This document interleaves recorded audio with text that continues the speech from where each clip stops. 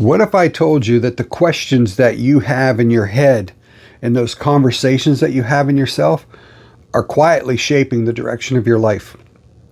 And not just because some are positive and some are negative, but because some lead to understanding, others can lead to action, but there's also some that can leave you stuck in a negative place. And then eventually, God forbid, that the questions stop altogether.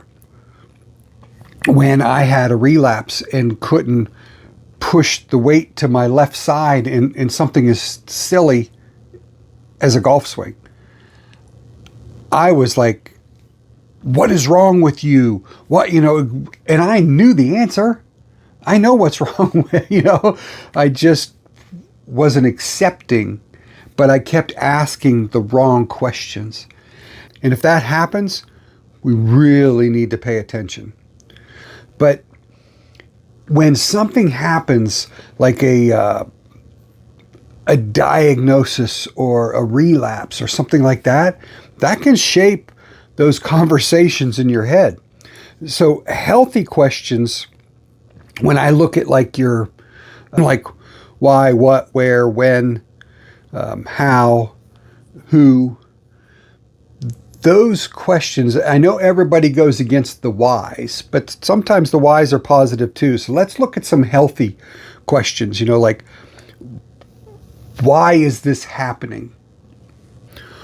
What can I do to, enable something positive?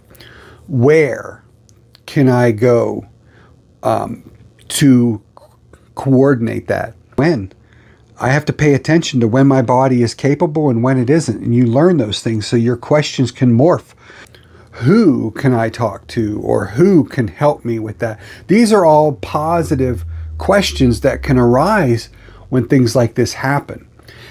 And it's the whys when you look at it a different way, or those questions even in a different way in a negative sense. Like when I said, why is this happening? That's not a negative. That leads to, again, to investigation. But why is this happening to me? Or why me? Those unhealthy questions that never come to an answer that is satisfactory. Why can't I do this any longer? Why can't this be this way? Or even I've even had, it's gone beyond just negative questions. I've even had it to where the isolation, the bitterness kind of sets in, and it transitions from asking questions to no questions. And those questions end up then declarations, to where it turned in for why can't I to I can't. Or why won't this happen this way to I won't. It's now just a declaration. And the worst is I give up. Or I'll never. And you can never say that. But when that happens, or I quit, I give up, that's a scary place. So if you have MS, and it doesn't even have to be MS, if you have something, mental health, or any physical limitation that has happened, and you find yourself with those negative questions that, again, are leading to dead ends, and there's never a solution or an alternative, you really have to force yourself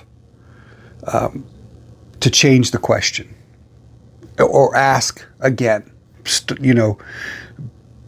because life is short, and you don't want to let something as a disability ruin the mental and spiritual side of your life. And for others that may be watching this, that may be a support person for someone who has MS, or you have a family member that has MS, or a friend. Especially like MS. MS is considered the invisible illness. It isn't. We may have symptoms that you don't see. It doesn't mean it's not real. And when those symptoms start affecting us mentally and spiritually, and we go from positive or encouraging questions in ourselves to nothing, I really need you guys to step up and ask for us. Ask for that person that you love. What can I do to help? What can we do to adapt?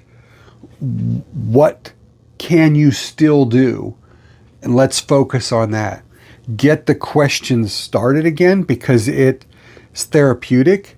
And when you step forward and communicate into that someone's life, you may never know how much that conversation meant and what a difference it may have made, or it could make if it hasn't happened yet. And for those who do have MS or cancer or, anything going on, mental health struggles, I want to challenge you to listen to yourself. Listen to what the communication is going on in your head. Really pay attention. If you are asking yourself questions that are leading to dead ends, leading to negativity, or you've stopped, I'm really challenging you to change up the questions. Come up with new ones. If it's not a why, then a what, a where, a who, a how. That's one of my favorites now.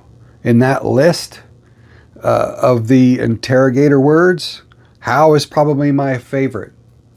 That's my go-to when something happens, is how can I switch, or how can I do this differently? And that's my goal. So, and with all this, the goal is to keep going, and not just even if we can't physically, but mentally and spiritually, we still need to be moving forward. And so don't stop asking. Don't stop doing. Adapt and keep going. And if you want to hear more and you want to see more, because I'm not done, there's going to be more to come. I really encourage you to subscribe, follow, like, whatever it takes to where you can continue to watch and see more and other ones. Really appreciate that. God bless.